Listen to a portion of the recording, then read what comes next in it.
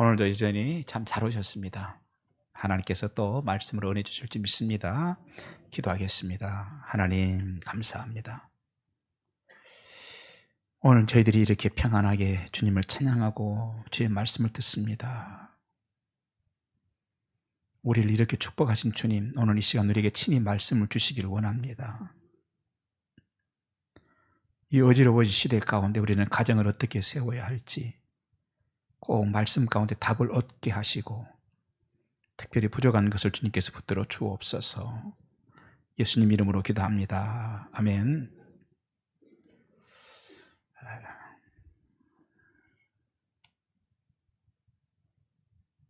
우리는 어떻게 하면 이 타락해가고 있는 시대 가운데 우리 가정들을 잘 세울 수 있을 것인가, 건강한 가정으로 세울 수 있을 것인가 하는 해답이 오늘 본문에 들어 있습니다. 가정은 하나님께서 지으신 분이시고 주셨고 가정의 전문가에는 하나님이신 줄 믿습니다. 아담을 지으신 후에 하와를 지으셔서 가정을 이루게 하신 하나님 아니십니까? 하나님이 가정의 주인이시고 전문가이십니다.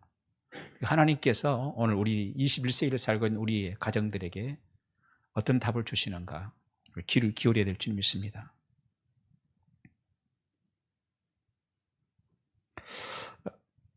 오늘 말씀은 이스라엘 백성들이 광야에 있을 때이거든요. 아직 가나안에 들어가지 못했습니다. 애굽은 나왔죠. 근데 그때 하나님께서 이 다음에 그들을 포함해서 그 자녀들까지 어떻게 신앙생활을 해야 될 것인지, 가정을 어떻게 세워야 될 것인지에 대해서 아주 귀한 말씀을 주셨어요.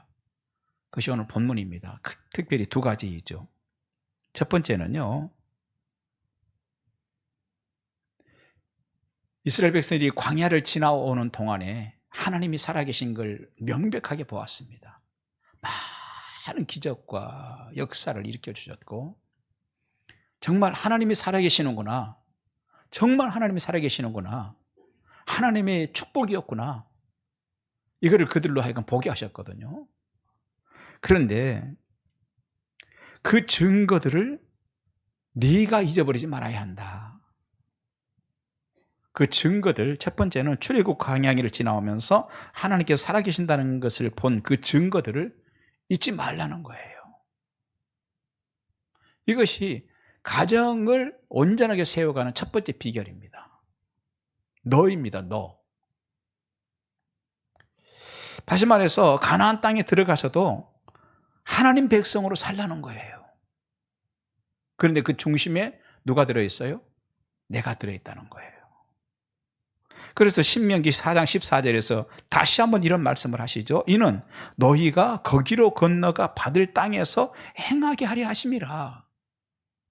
네. 광야에서만 하나님 백성으로 살았던 게 아니라, 그래서 하나님께서 기적을 주시고 역사를 일으켜 주셨고 그것으로 끝이 아니라 이제 가나안 땅에 들어가서도 너희들 내 백성으로 살아야 되고 하나님 백성으로 살아야 된다 하는 거예요. 그 중심에 네가 있다는 거예요.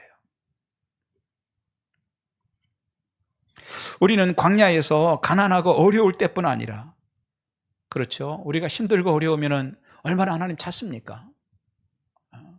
그럼 하나님 우리를 도우시죠.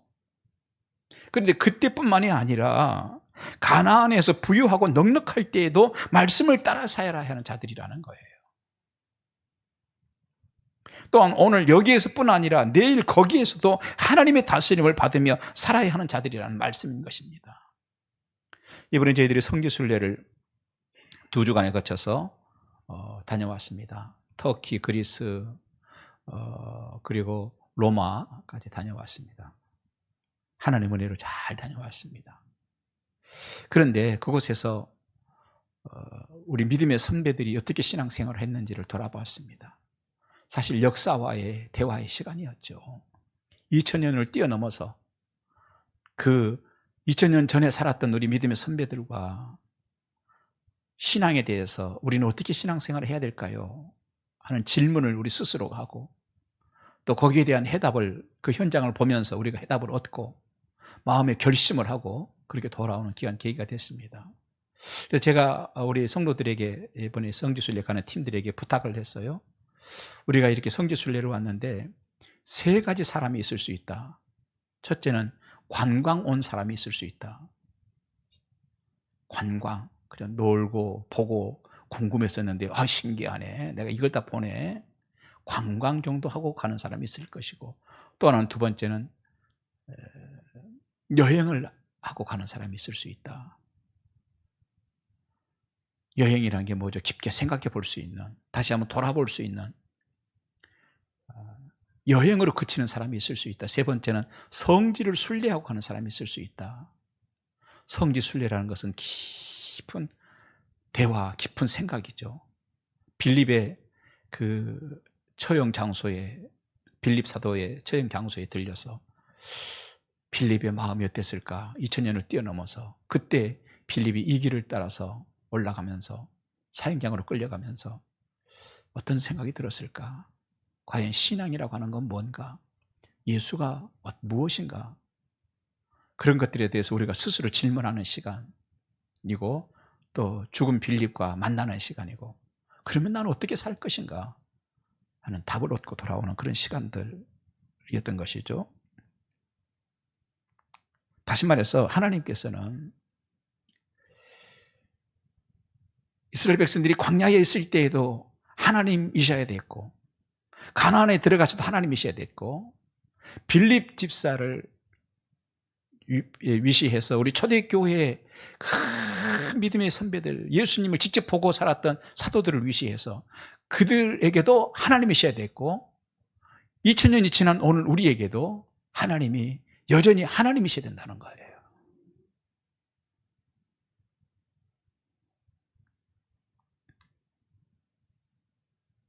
그렇습니다. 이스라엘은 이제 지금 광야에 지금 머물고 있는 상황 아니에요? 잠시 후면 40년 동안 고생한 그 지긋지긋한 광야 시대를 지나고 하나님께서 주신 축복의 가나안 땅에 들어가게 될 것입니다.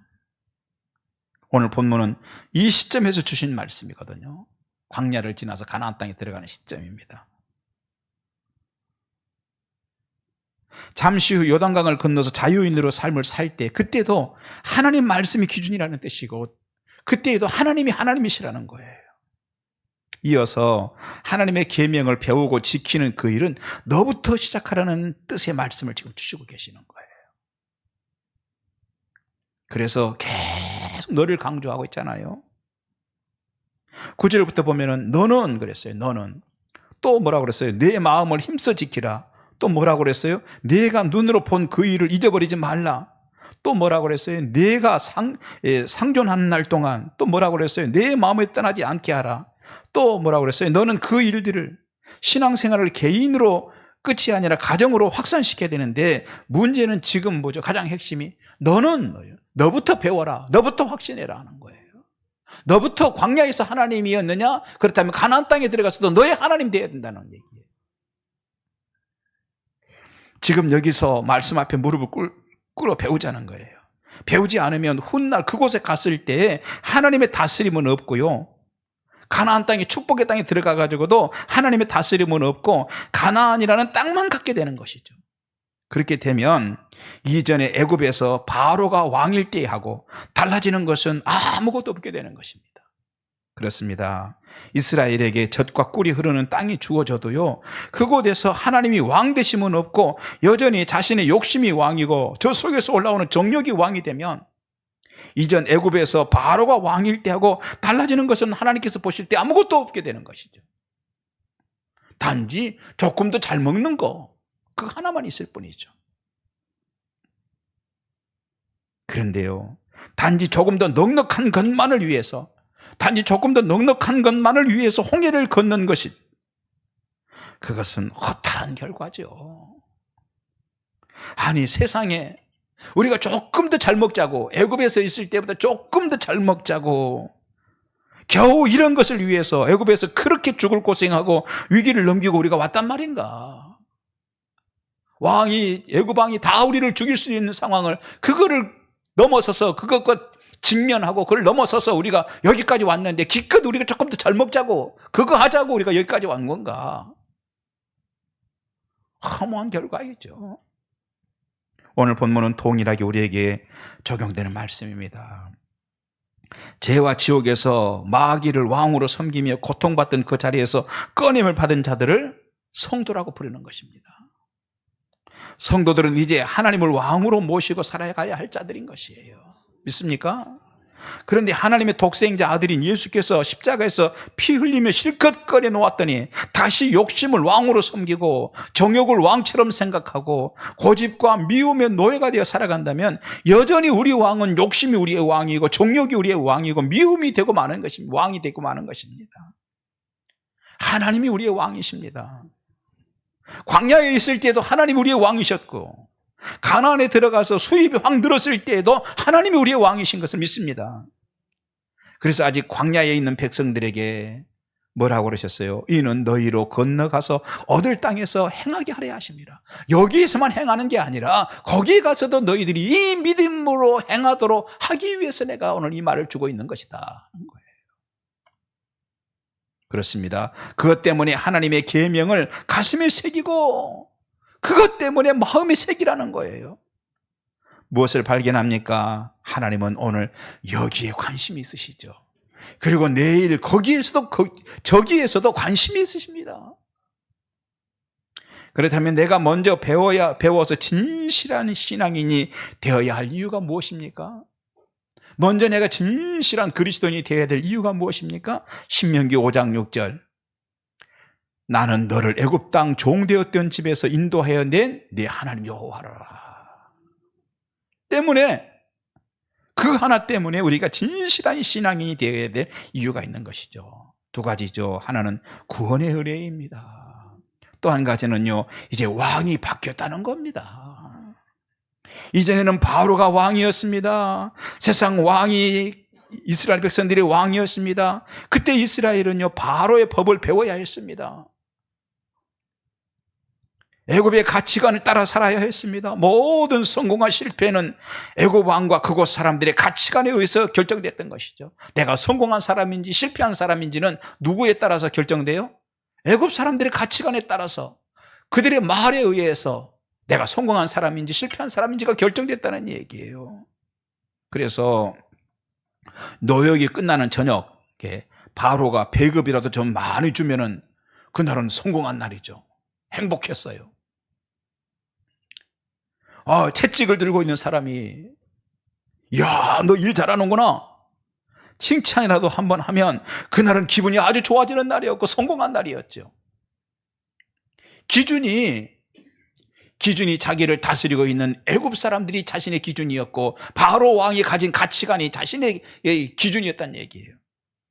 하지만 불행하게도 그런 일들이 다른 사람들에게 일어나는데 자신에게는 안 일어나면 슬퍼지고 우울함의 지배를 받았습니다.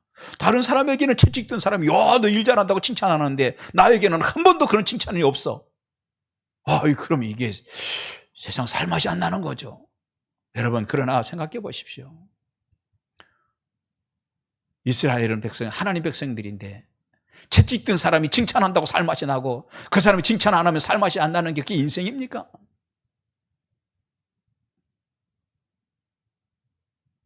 그런데 그런 자들을 향해서 하나님께서는 종되었던 곳에서 너희를 인도하여 내었고 라고 말씀합니다. 종되었던 곳에서 너희를 인도하여 내었고 창조주 하나님께서 이스라엘을 구원해 주시고 친백성 삼아 주셨다는 얘기예요. 그리고 그 복 가운데 살도록 하기 위해서 하나님의 법을 배워야 한다고 말씀하고 있습니다. 그런데 그들은 자꾸 잊어버리는 은사가 있었어요. 하나님의 은혜를 그렇게 받았음에도 불구하고 또 돌아서서 하나님의 은혜였는지 잘 모르겠어. 자꾸 잊어버립니다. 때문에 그래서 하나님께서 뭐라고 그랬어요? 문설주에도 써놓아라 그랬어요. 그리고 보고 배워라. 옷깃에도 새기고 배워라. 심지어 이마에까지 붙이고 배워라 이렇게 말씀하셨어요. 왜 하나님은 그렇게 복잡하게 이마에까지 문설주에까지 옷깃에까지 써놓고 배우라고 그러셨을까요? 자꾸 잊어버리는 은사가 있어. 하나님의 은혜 주실 때는 만나 먹을 때는 하나님께서 이 귀한 걸 주셨네요. 하나님이 주셨어요. 그런데요 한 두어 달 지나면 또 그것도 금방 잊어버려요. 그러니까 옷깃에까지 하나님 은혜라고 하는 걸 써붙이고 살아라. 이 말씀은 과거에 그들만 위해 주셨던 것은 아닙니다. 오늘 우리 모두에게도 주시는 말씀인 줄 믿습니다. 말씀을 배우고 순종하면 하나님의 나라의 그 풍요를 누리게 될 줄 믿습니다. 바뀌어진 왕이 주시는, 이제는 애굽의 왕이 주는 것 받아 먹고 살았으나 이제는 하나님이 우리의 왕이 되셨으니 그 왕이 주시는 하늘의 만나와 그 왕께서 주시는 반석의 샘물을 먹게 될 줄 믿습니다. 두 번째 말씀입니다. 오늘 본문의 내용.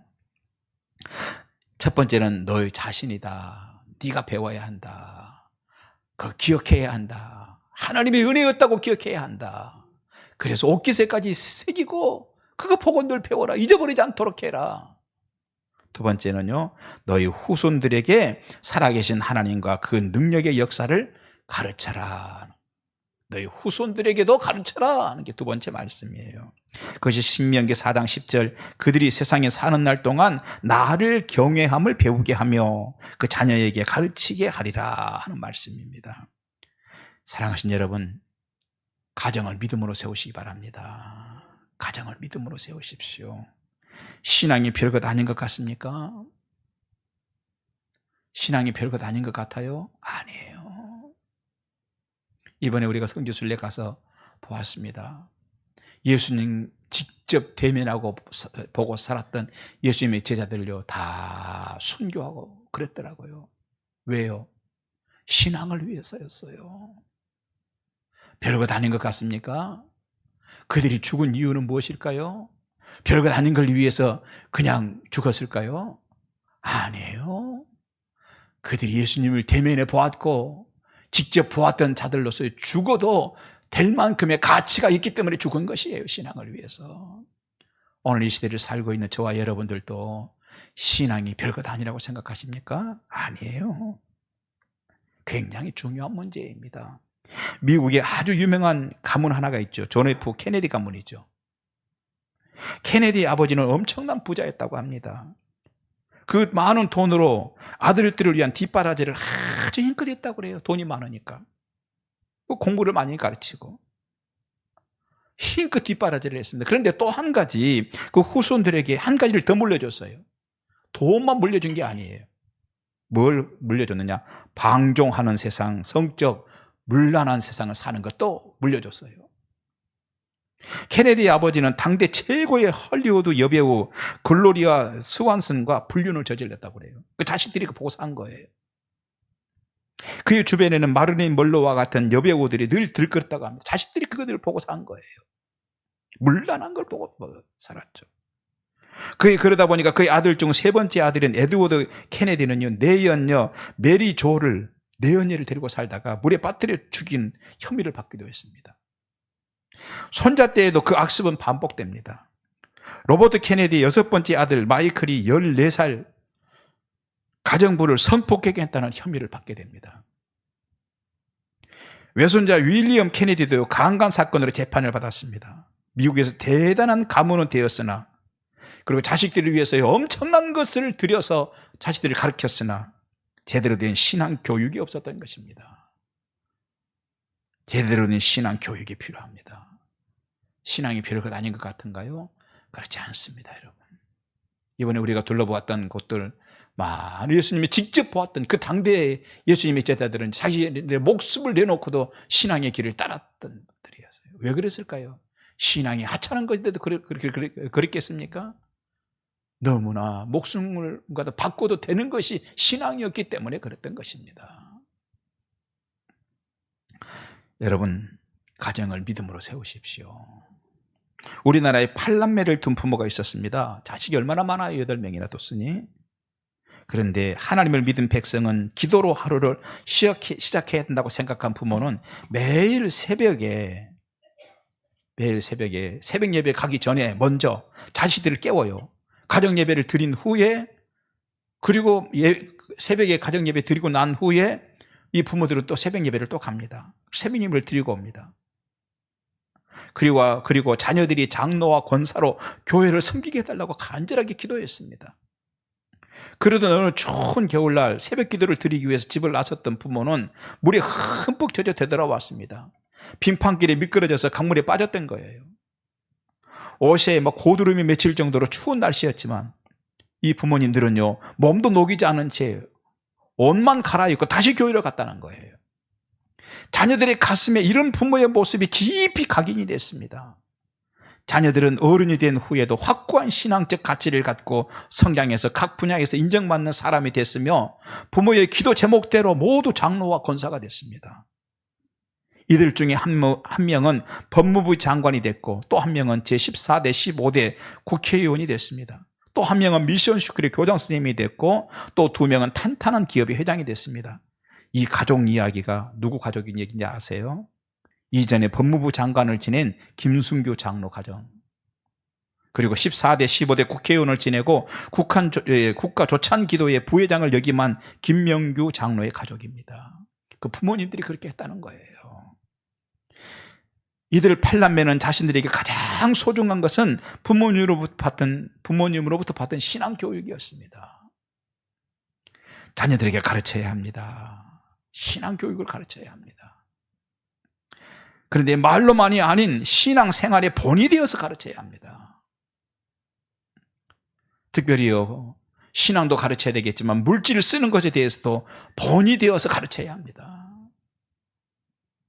돈 생겼다고, 돈 있다고 죄 짓는 데 쓰고 흥청망청 살는 거 자식들이 다 보고 사는 거예요. 돈도요, 정말 소중한 데 쓸 줄 아는, 사람을 위하는 데 쓸 줄 알고 하나님을 위하는 데 쓸 줄 아는 그런 것을 자식들에게 보여야 합니다. 김동길 교수의 어머니는 16살 때 김병두라는 면장에게 시집을 가서 부자로 잘 살았습니다. 그러나 남편이 광산에 손을 대면서 망하고 평양으로 이사를 왔습니다. 몹시 가난했습니다.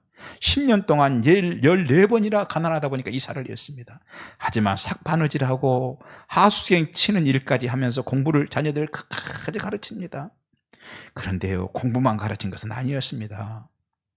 물질도 돈도 어떻게 사용해야 되는지 삶으로 가르쳤어요.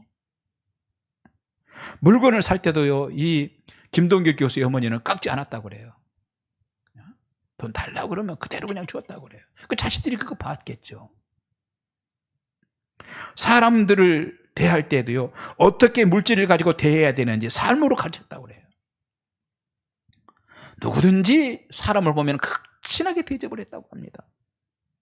한 번은 새로 집을 짓게 되었습니다. 일꾼들에게 밥을 해주는데요, 하루에 3끼씩 밥을 해줬다는 거예요. 요즘에 밥 3끼 일하는 사람들 주는 게 중요하겠어요? 그러나 당시에는요, 밥 한 끼도 못 먹는 시절에 밥을 일꾼들에게 3끼씩 해줬습니다. 그리고 집에서 수십 마리나 되는 닭을 길렀는데 그 닭들 아끼지 않고 잡아가지고 일꾼들에게 닭을 잡아서 해서 먹이더라는 거예요. 돼지고기도 아주 수십 건씩 사다가 그래서 일꾼들에게 먹이더라는 거예요. 예금했던 돈까지 찾아다가 대접을 하더라는 거예요, 사람을. 가족들이 불평을 합니다. 아니, 닭 다 잡아버리면 어떡하느냐고. 그랬더니 김동규 교수의 어머니가 뭐라고 그랬느냐, 일꾼들이 먹은 값은 다 이 집에 들어있는 거다. 아까워 말고. 특히 철저한 신앙생활을 삶으로 가르쳤어요. 물질을, 돈을 어떻게 써야 되는지 가르쳤고, 신앙생활을 어떻게 해야 되는지 철저하게 가르쳤습니다. 온 가족이 평양 장대현 교회를 섬겼습니다. 진실한 신앙생활을 했다고 그래요. 온 가족이. 늘 그 어머니는 내 영혼이 은총기와는 찬송을 늘 부르고 살았다고 그래요. 그런데 그런 어머니 밑에서 훌륭한 자녀들이 나왔다는 것입니다. 하나님은 오늘 본문에서 바로 그 말씀을 하고 있습니다. 부모는요, 삶으로 자녀들을 가르쳐라 하는 거예요. 먼저는 네가 먼저 은혜 받고 너 계속 말씀하시잖아요. 네가 먼저 은혜 받고, 그 다음에 두 번째는 뭐죠? 네 자녀들을 가르치는데 삶으로 신앙을 가르쳐라. 여러분, 그렇습니다. 우리도 신앙생활을 자녀들이 가르쳐야 합니다. 말로만 가르치지 말고 본을 보여주십시오. 신앙생활은 이렇게 하는 거야. 주일 성수를 어떻게 하는 건지 보여주세요. 주일날 툭 하면 빠지고 이래서 빠지고 저래서 빠지고 그런 거 자녀들에게 보이지 말고요. 어떤 일이 있을 때 주님 옆에 나가는 주일날은 예배 드리는 날이야 하는 걸 가르치십시오. 11주 생활하는 일도 가르치십시오. 입술로 늘 감사하는 것도 가르치십시오. 늘 감사합니다. 감사합니다. 감사합니다. 입에 달고 사세요. 자녀들 보는 데서요, 못 살겠네, 나만 힘들어, 저 왼수 잘못 만나가지고, 이런 얘기 자꾸 담고 부모가 담으면요, 그 자식들이 그거 보고 배우는 겁니다. 그리고 주변 사람들이 너무도 소중하다는 것도 삶으로 여러분 보여주십시오. 그래서 신명기 4장 10절에서 사랑하는 자녀들이 복된 삶을 살도록 하기 위해서 네가 먼저 배우고 자녀들에게 삶으로 가르쳐라, 이렇게 말씀하고 있어요. 이 일에 관해서 신명기 5장 29절은 이렇게 말씀합니다. 다만 그들이 항상 이 같은 마음을 품어 나를 경외하며 내 모든 명령을 지켜서 그들과 그 자손들이 영원히 복받기를 원하노라. 네가 먼저 배우고 네 자녀에게 삶으로 가르치면 반드시 하나님이 축복해 주시겠다는 약속의 말씀인 줄 믿습니다. 오늘 이 시대의 유일한 희망은 우리 하나님입니다. 하나님이 복의 근원이십니다. 복의 주권자이십니다. 하나님으로 가르쳐야 합니다. 가정을 하나님으로 세워야 합니다. 디모데후서 3장 3절로 4절에서 현대인들의 특징에 대해서 뭐라고 그랬어요? 조급하고 초조한다. 현대인들의 특징이 그것이라고 그랬어요. 왜 초조할까요? 정말 믿을 수 있는 것이 없다는 생각이 깔려있기 때문입니다. 그렇지 않습니까? 주변 사람들도 믿을 사람이 별로 없어요. 오늘 내 집도요, 믿을 만한 게 못 돼요. 건강도요, 내 오늘 건강 믿을 수 있습니까? 우리 자녀들도요, 이놈이 커가지고 정말 제대로 된 그런 자녀가 된다는 거, 가정을 이룬다는 거 믿을 수 없어요. 심지어 오늘 밤에 벗어놓은 신발, 내일 아침에 다시 신는다는 보장 우리가 할 수 없습니다. 세상은 온갖 불확실로 가득합니다. 때문에 현대를 가리켜서 불확실성의 시대라고 합니다. 유일하게 확실한 분이 있습니다. 전능자이고 초월자이시며 신중의 신이신 우리 하나님이십니다. 그래서 우리 인간은 그 하나님으로 채워지면 안정을 찾고 길을 찾는 것입니다. 하나님 그분이 복을 주시는 것입니다.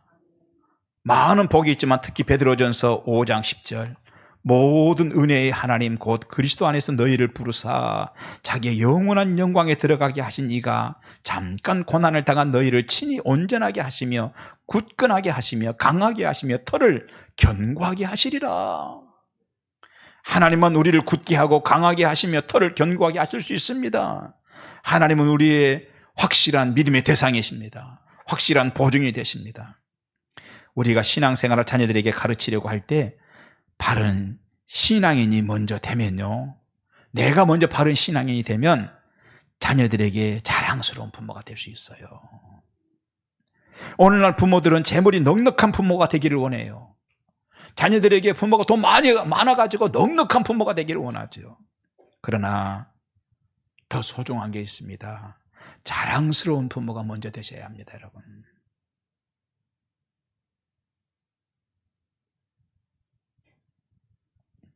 그것은 자녀들에게 인생 기둥이 되는 거예요. 부모가 자랑스러운 부모가 있으면요, 자녀들은 살면서 인생 기둥이에요, 그게요. 링컨이 미국 대통령이 된 후 그의 아버지가 구두를 만드는 사람이었다는 사실이 알려지게 됩니다.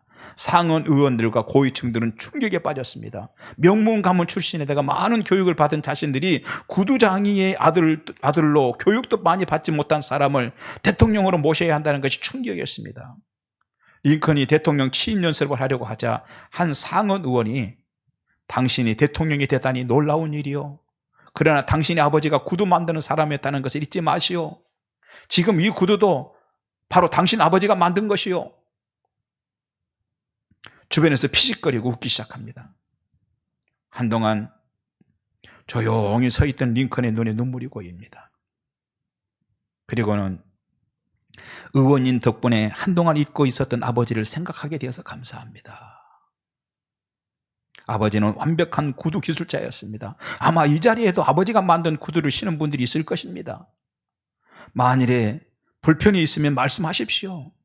저도 아버지의 기술을 보고 배웠기 때문에 조금은 손봐드릴 수 있습니다.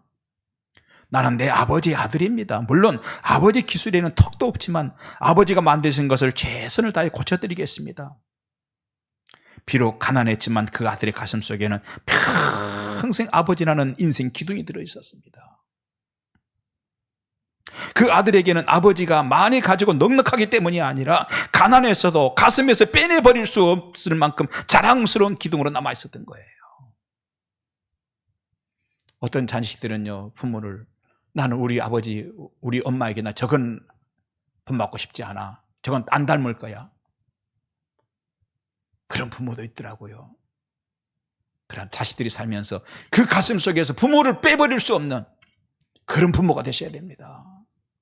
자랑스러운 부모가 되셔야 됩니다. 많은 걸 자녀들 위해서 준비하고 많은 걸 가진 부모가 되는 것보다 더 중요한 거는 자랑스러운 부모가 되는 거예요. 부모들은 자녀들에게 넉넉함과 편리를 최대한 제공하려고 하죠. 그것 해주기 위해서라도 밤낮 없이 수고를 하지 않습니까? 하지만 그것도 중요한 일이죠. 중요하죠. 하지만 자랑스러운 부모가 먼저 되십시오. 영원히 자녀들의 가슴에서 지울 수 없는 부모가 먼저 되십시오, 여러분. 그러면 하나님이 여러분의 그런 자녀에게 축복이 이루어지도록 하실 것입니다. 하나님은요, 실제로 역사하시는 하나님이세요. 로저 그린웨이 선교사가 브라질에서 한 남자에게 세례를 주었습니다. 그때 그 남자가 30년 전부터 혼자 읽어오던 성경책 한 권을 가지고 와서는 놀라운 고백을 했습니다. 하나님이 실제로 역사하신 것에 대한 이야기입니다. 그가 어린 카우보이 시절일 때 하루는 성경에 대한 이야기를 주변 사람들에게 듣게 되었습니다. 하지만 구할 수가 없었습니다. 그래서 하나님, 저에게도 성경책 한 권만 주세요라고 오랫동안 기도했습니다. 하루는 고속도로 근처로 소를 몰고 가는데 지나가는 버스 안에서 무엇인가를 휙 집어던집니다. 가서 보았더니 성경책이었습니다. 여러분, 우리 하나님은 그런 하나님이십니다. 벼를 담았던 가마 털면 뭐가 나옵니까? 벼가 나오지요. 콩 담았던 가마니 털면 뭐가 나옵니까? 콩이 나오는 것입니다. 말씀 마칩니다. 오늘 이 시대는 참 무서운 시대입니다. 마음만 먹으면 누구든지 타락의 수렁에 빠질 수 있는 시대 아니에요? 하나님이 이 타락한 시대에 여러분 남편들, 여러분 아내들, 여러분 자녀들에게 유일한 대안입니다.